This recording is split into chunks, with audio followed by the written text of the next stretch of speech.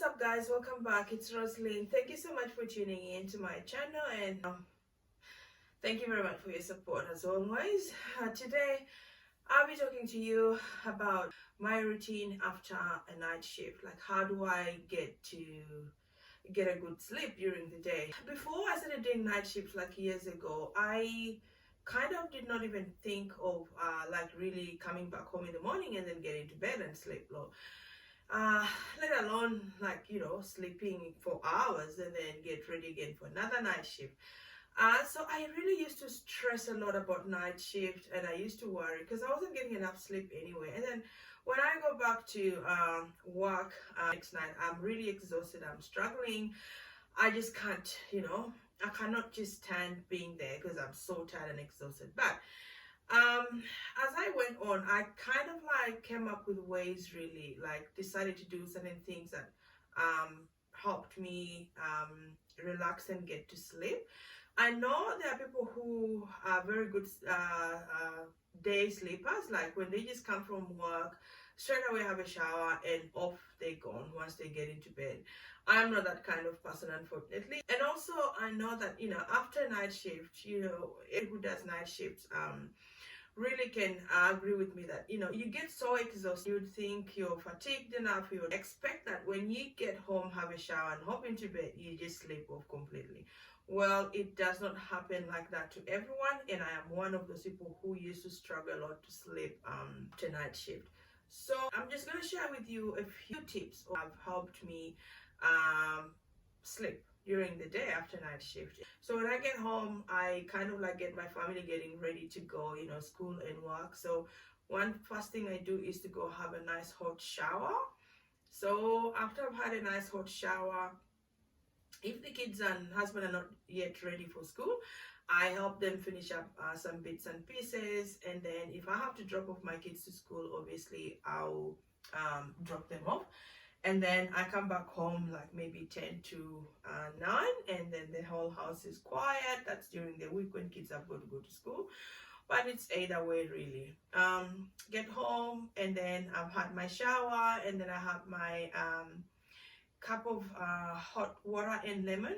Don't ask me why I have it. It's just something habit I developed a few years ago, and for some reason I've maintained it and I'm happy with it. And then after that, I just sit down on the carpet in the bedroom or in the living room and do a bit of stretching, like I do really whatever I can tolerate, because as you all know that I've had multiple surgeries, so I can't lift my arms like any other person. So I really do stretching like what I can tolerate, and that usually takes me about 5 to 10 minutes, and it really helps me like my body relax and start preparing to get to sleep. So after I've stretched, I go and make my breakfast. Also, I don't go for heavy breakfast. So I do mainly cup of tea and then an omelette or boiled egg and a small fruit, and that's it. I usually don't like going to bed with a full tummy just because of that discomfort.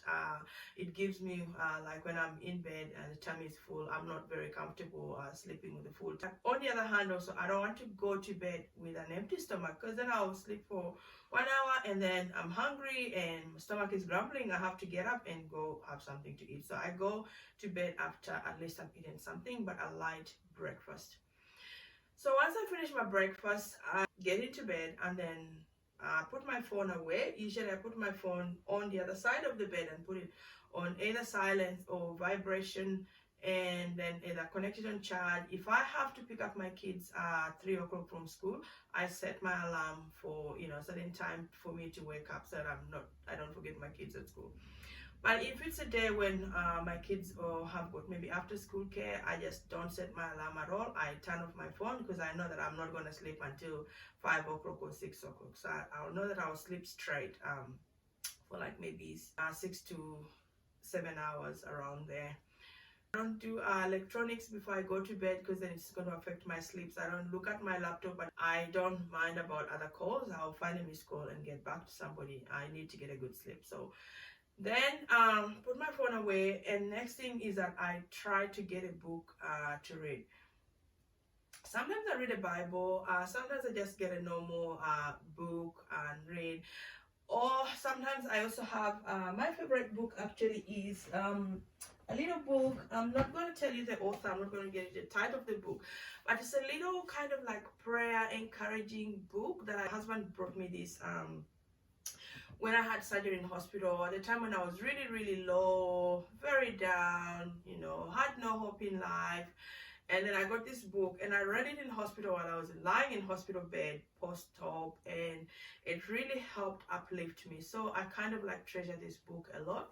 So I read it almost every day and it helps me go to sleep. So I read this book or Bible, whatever thing I want to really read, just to help me relax as well.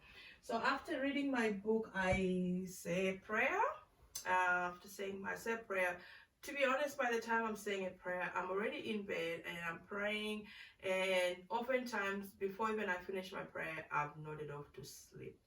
I also don't like too much light in the room, so I make sure that I close all my blinds and all the doors. I keep them shut, especially in the bedroom, so that there's minimal light coming in. Because with too much light also, the moment I open my eyes, I feel like, oh, it's daytime, and then I straight away lose sleep. Some people use blackout curtains, like completely blackout curtains, but I kind of don't mind.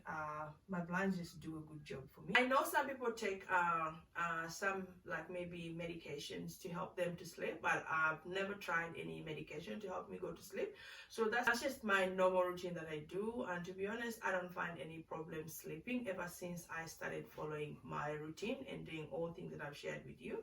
I hope that this tips will help somebody out there, especially people who are struggling. For those of you who do night shifts, you know how hard it is really. First of all, just going, you know, walking throughout the night when you're supposed to be sleeping, and then if you come back home and you don't sleep, you know how frustrating that can be. But this has really helped me, and I don't find trouble at all sleeping these days. So thank you so much for watching.